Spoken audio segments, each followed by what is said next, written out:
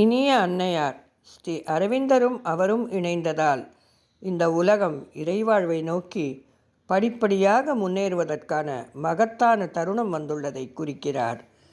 இத்தருணத்தில் இப்பிரபஞ்சம் முழுதும் தனது இருப்பின் லட்சியத்தை நோக்கி பெரும் உற்சாகத்தில் மலர்வது நடைபெறும்.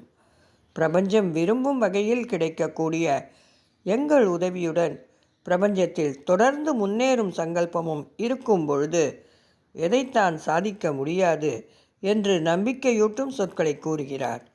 இனிய அன்னையார் அடுத்து கூறுகிறார், எங்களிடமிருந்து வெளிப்படும் ஒவ்வொரு அதிர்வும் ஒவ்வொரு ஒளிக்கதிரும் உணர்வின்மையில் இருக்கும் அச்சேதனத்திற்கு வழிகாட்டும் ஒளியாக பரவி அதன் இருப்பின் உண்மையை கண்டறியும் பாதைக்கு ஒளியூட்டுகிறது.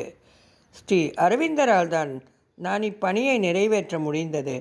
இப்பணியின் பெரும் பகுதியை அவர் செய்துவிட்டார். அவர் என்னை அழைத்து அச்சேதனத்தை மூடியிருக்கும் கதவை திறந்து விட்டார். நான் உணர்வின்மையின் ஆழத்தில் நுழைந்து அச்சேதனத்தில் உறக்கத்தில் இருக்கும் அணுக்களை ஒளியூட்ட எனது ஒளியை அனுப்பினேன்.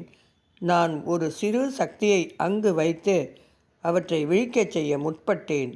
அத்துடன் இந்த இறை பேரன்பை அவற்றுக்கு அளித்து அவற்றை மேலும் ஆர்வமுற செய்தேன். இவ்வாறு எங்களது பாதம் பதிந்ததால் ஆர்வமுற்ற அணுக்கள் தமது ஒளியை செலுத்தி அருகாமையில் இருக்கும் மற்ற அணுக்களின் மீதும் தாக்கத்தை ஏற்படுத்துகின்றன. இவ்வாறு இந்த திருவுருமாற்றும் பணி அதே தீவிரத்துடன் தொடர்கிறது. இப்பணி நிறைவேற என்னுடைய பாதத்திலிருந்து சக்தி தீவிரமாக வெளிப்பட்டு இப்புவியின் கெட்டியான மேலோட்டை துளைத்து செல்ல வேண்டும். அச்சேதனத்தை பெரும் தடையினூடே அடையவும் தொடவும் வேண்டும். இக்காரணத்தால் தான் அச்சக்தி அதிக வலிமையுடன் நேரடியாக செல்கிறது.